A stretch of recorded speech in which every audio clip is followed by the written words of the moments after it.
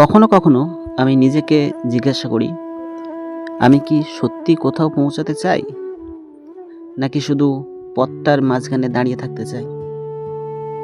ছোটবেলায় মানুষজন জিজ্ঞাসা করতো, বড় হয়ে কি হবি।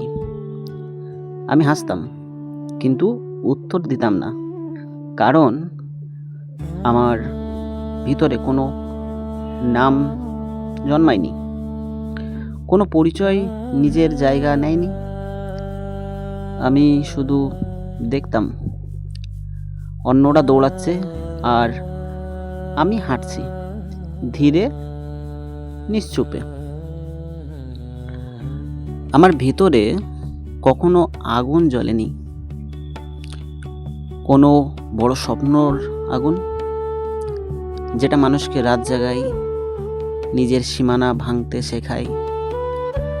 আমার ভেতরে ছিল শুধু একটা নরম আলো, যেটা নিভে যায় না কিন্তু তীব্র না।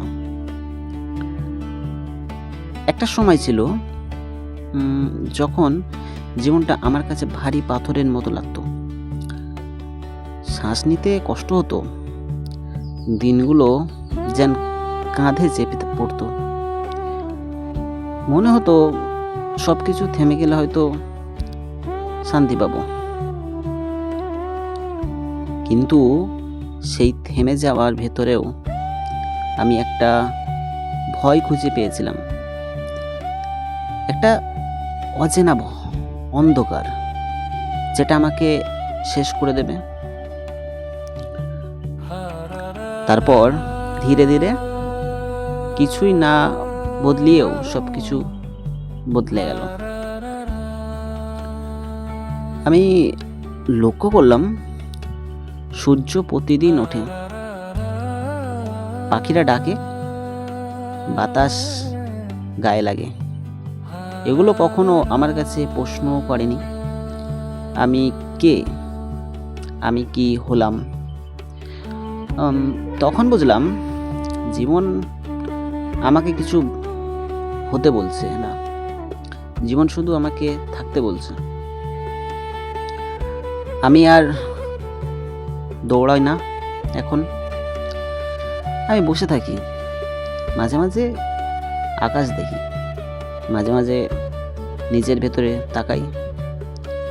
আমি খুঁজে পেয়েছি, বড় কিছু হবার চেয়ে শান্তিতে থাকা অনেক কঠিন আর অনেক সুন্দর।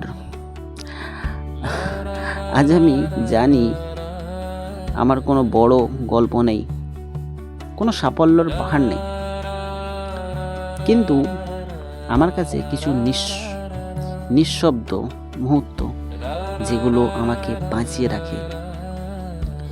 কেউ যদি বলে, তোর জীবনের নাম কি, আমি হয়তো উত্তর দেব না, কারণ সব কিছুর মানে থাকতে হয় না। কিছু জীবন শুধু বয়ে যায়, কোনো চিত্র না রেখেই, কিন্তু সেই বয়ে যাওয়ার মাঝেই একটা অদ্ভুত মুক্তি থাকে। আমি এখন আর কিছু চাই না, না বেশি না কম।